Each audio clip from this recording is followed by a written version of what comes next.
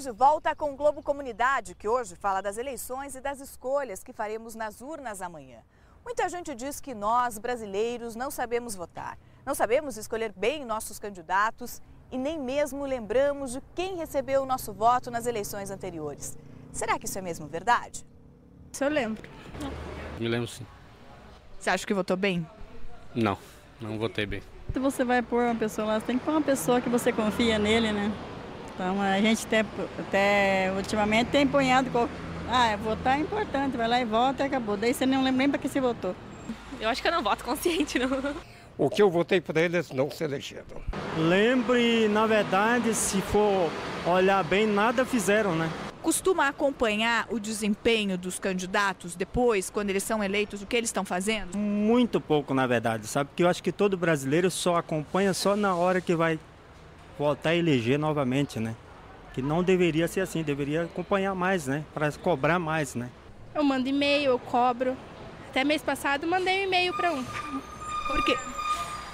Promessa não cumprida. Se a pessoa não fala que ia fazer uma coisa e não faz, para que votar nela na próxima eleição?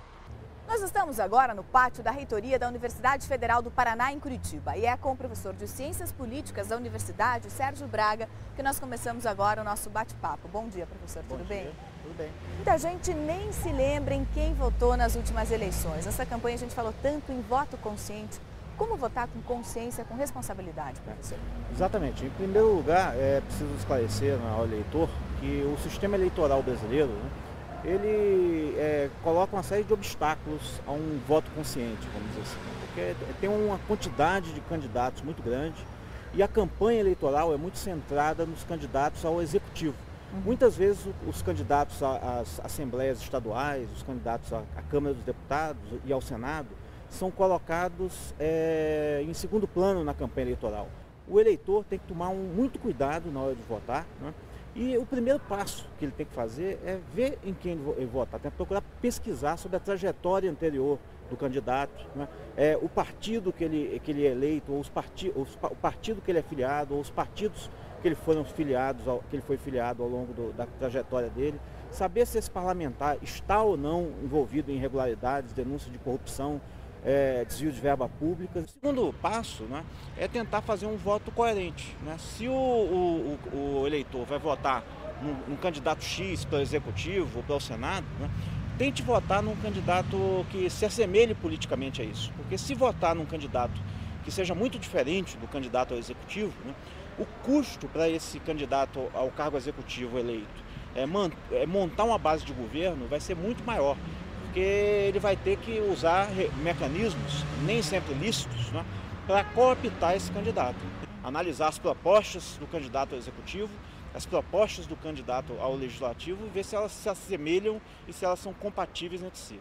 Agora, com o horário político em que o tempo dos candidatos a deputado estadual e federal é tão pequeno, como saber das propostas, como saber da biografia de cada um deles?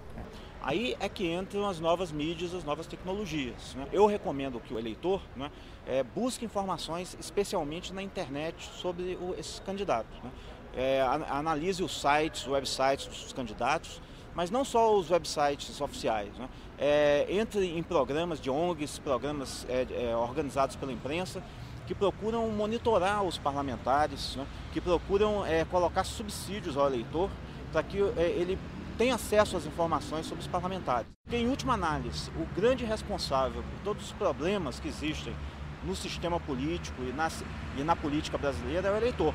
Então, se o eleitor não votar bem, ele fique com muito cuidado, porque as coisas podem ficar pior do que estão, né? É importante a gente falar que no site da RPC tem Candibook, que faz parte da campanha Voto Consciente, que o eleitor pode ter todas as informações sobre todos os candidatos, né? Isso já é um primeiro passo para saber exatamente em quem está votando. Exatamente.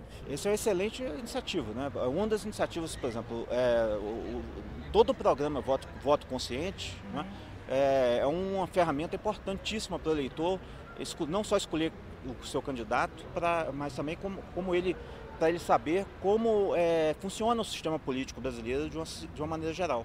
Porque nem sempre o eleitor ele tem consciência da importância do seu voto, né? Isso vai ter um papel muito importante na melhoria da qualidade do sistema político brasileiro nos próximos anos, esse tipo de iniciativa. O momento que a gente vive hoje no Brasil, né, foi o resultado da luta, do trabalho, da politização das gerações anteriores.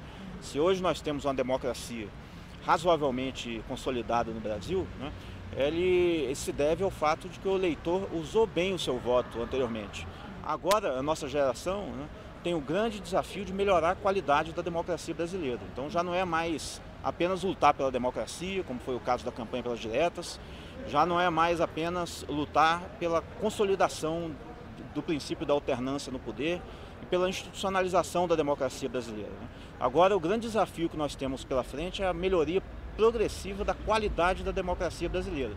E isso só pode ser feito com o esclarecimento permanente e sistemático do eleitor. Professor, nessa época de campanha, muitos candidatos costumam prometer mundos e fundos para os eleitores. Quando que o eleitor deve ficar atento, saber que aquela promessa não vai ser cumprida por aquele candidato? Desconfiar muito dessas propostas mirabolantes e testar, e sempre cotejar, né? Comparar as propostas dos candidatos com a sua trajetória pregressa, né? Sempre tentar comparar o que o candidato está prometendo com o que ele fez e o que é execuível, né, de ser feito nos próximos 4 anos. Então, o que não faltam na democracia são os demagogos, né? A demagogia é uma espécie de doença infantil da democracia, né? Então, o eleitor deve ter muito cuidado com esses demagogos que procuram, né, enganá-lo em sua boa-fé. E a melhor forma de fazer isso é sempre se informando sobre o candidato. Professor, e o candidato que tenta comprar voto? Isso a gente imagina que não aconteça mais, mas acontece muito ainda, né? Isso é um grande risco até para a democracia brasileira. É um risco, eu considero esse um dos grandes problemas da democracia brasileira atual, né? Não só a compra direta de votos, que é aquele candidato que dá brindes, né, e bugigangas de todo tipo para o eleitor, mas a compra indireta. Muitas vezes os candidatos eles negociam com os cabos eleitorais, né? Então há uma espécie de terceirização da compra de votos no Brasil. E isso é muito grave e é uma das causas principais da corrupção e do desvio de verbas públicas no Brasil, né? Então muitas vezes o eleitor se pergunta, olha, por que existem tantas denúncias de corrupção e a corrupção não se acaba, né?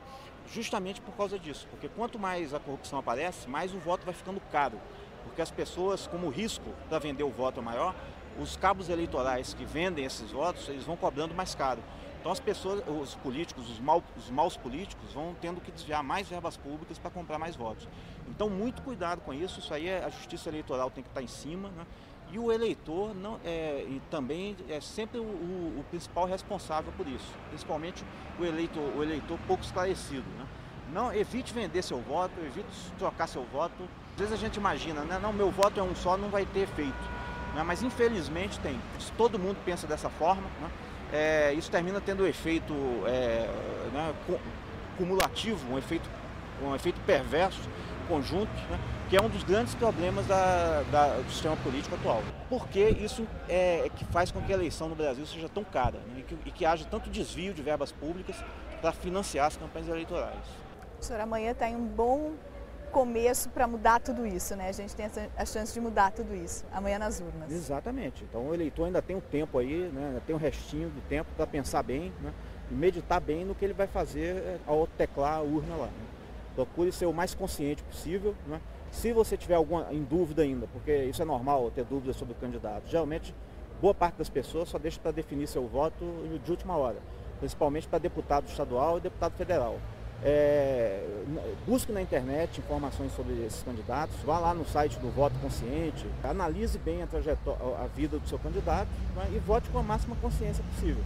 Porque é preciso que cada um em sua casa compreenda muito bem que através desse ato singelo de depositar o voto na urna, vocês estarão sendo responsáveis pelos destinos do Brasil nos próximos 4 anos, né? E pela qualidade da nossa democracia. Se a gente vai ter uma democracia mais corrupta, menos corrupta, vai depender estritamente do seu ato no dia de amanhã. É isso aí. Muito obrigada, professor, pela sua participação. Eu que agradeço, estou à disposição para qualquer esclarecimento adicional. Tá certo. Muito obrigada. A seguir, nós vamos esclarecer as dúvidas mais comuns dos eleitores, como, por exemplo, será que existe um limite de tempo para ficar na cabine de votação? A resposta já já.